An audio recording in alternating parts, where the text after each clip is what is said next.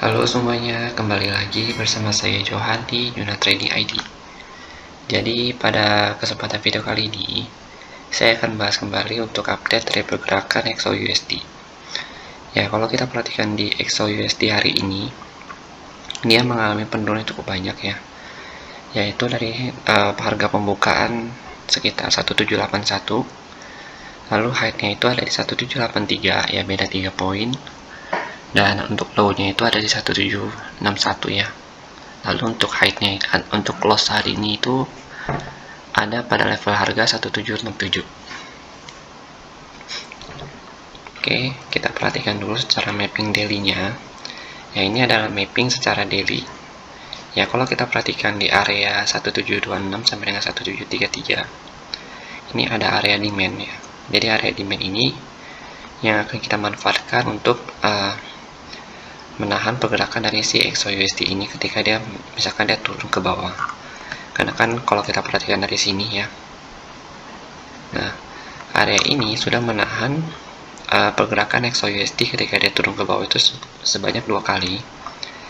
Dan ini sumbu ini akan kita gunakan sebagai patokan. Jadi sumbu ini kita gunakan sebagai patokan untuk besok ya. Kan besok itu hari Jumat. Ya, hari Jumat di minggu pertama bulan ini ya, bulan Desember.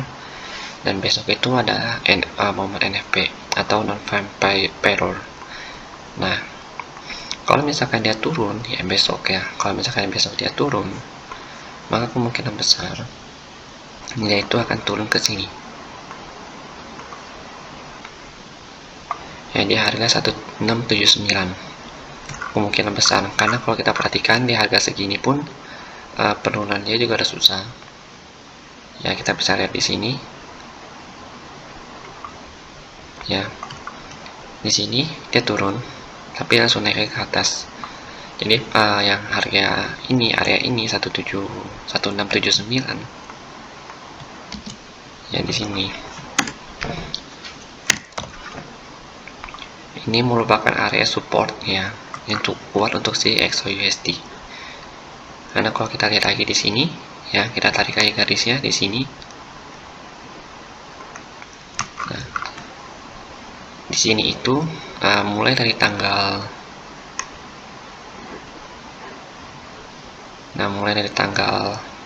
13 April 2020 ya, atau 9 April 2020 ya, bulan April pokoknya di sini XAUUSD pertama kali menembus di area 1679 ini. Lalu pada saat dia mulai coba untuk balik-balik lagi dari bulan Mei, bulan April, terus bulan Juni, ya di sini ada bulan Maret 2021. Ya di sini, terus di sini ada bulan Agustus 2021. Nah, dia turun ya langsung balik ke atas. Jadi kita bisa melihat bahwa area 1779 ini, kalau misalkan besok NFP dia turun ya, kemungkinan besar saya akan menunggu di area ini. Ya, kalau misalkan kalian bilang mau entry, pastikan saya setiap entry ya menggunakan stop loss. Dan saya juga tidak ada pernah melakukan ajakan untuk melakukan entry. Ya, jadi kalau misalkan kalian mau entry, mau ikutin saya entry ya, saya akan infokan. Tapi terserah itu kalian boleh ikutin atau enggak. Lalu di sini kalau untuk stop loss, ya biasanya saya akan taruh di sini.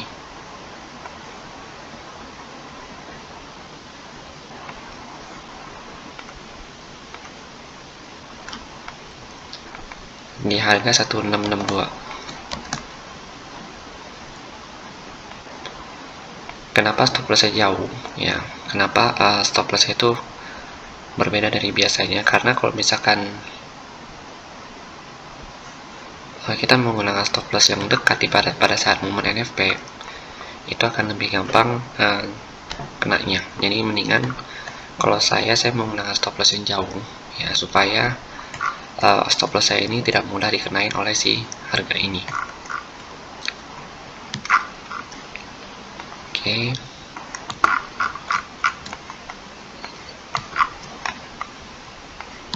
Lalu kita lihat kembali di sini. Ya, di level harga ini di 1760 1768. harga itu cenderung tertahan karena kalau kita lihat ya, mulai dari tanggal 18 Oktober ya dan tanggal 3 November ini sampai dengan tanggal 3 Desember ya, harga itu masih cenderung tertahan di area 1760-1768 ini. Dan kalau misalkan dia besok mau retrace balik lagi ke atas ya, kemungkinan besar itu akan naik sampai daerah ini 1773 1778, atau paling mentoknya itu ada di area ini 1790 1796, karena sini ada base nya lagi, ada supply area. Kita lihat di candle 4 jam ya. Nah, jadi di candle 4 jam ini kalau kita perhatikan sini ada supply areanya lagi ya di 1790 1796. Tapi perlu kalian note di sini adalah di sini ini ada order block juga ya, jadi pada saat melakukan retest dia langsung turun naik ke bawah. Nah, order block ini bisa kalian manfaatkan untuk melakukan patokan ya. Kalau saya perhatikan order block ini ada di level harga paling tingginya itu ya, paling tinggi itu ada 1790, lalu paling rendahnya itu ada di level harga 1781. Nah, jadi order block ini bisa kalian manfaatkan juga untuk melakukan patokan ya. Ketika harga sudah naik di sini, kalian bisa lihat nih, oh kira-kira order block ini akan mempengaruhi harga atau enggak.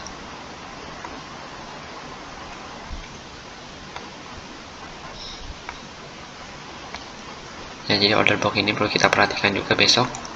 Jadi kemungkinan besar kalau misalkan ini kan ada trend line ya, kalau kita lihat di sini ya.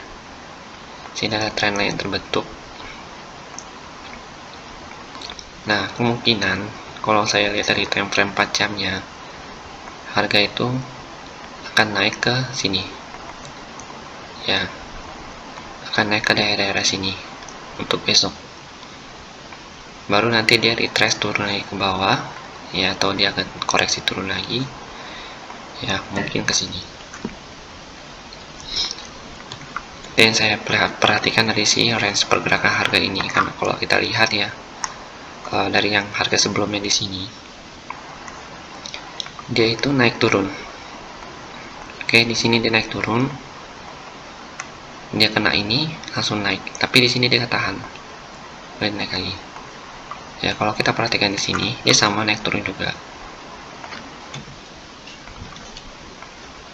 Ini dia naik turun juga sama.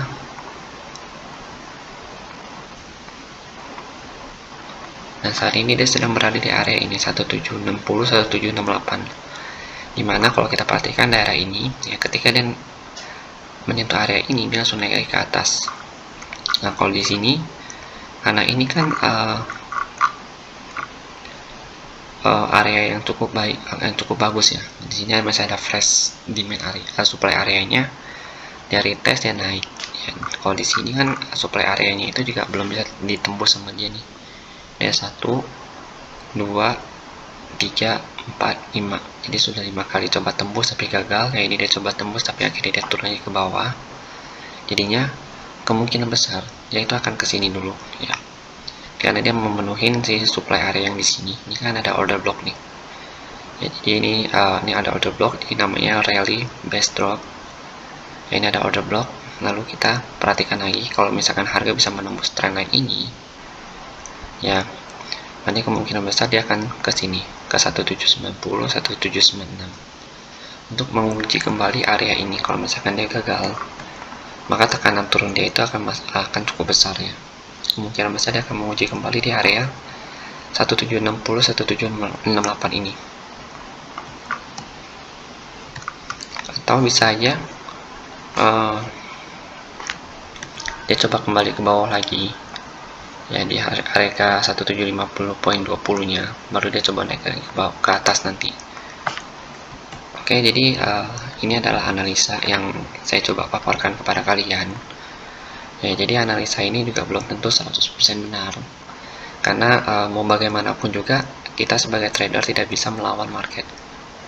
Tetap market yang punya kehendak atas semua analisa yang kita buat. Yang bisa kita lakukan hanyalah menganalisa market secara baik, ya, secara realistis. Jadi kita harus realistis saja untuk menjadi trader.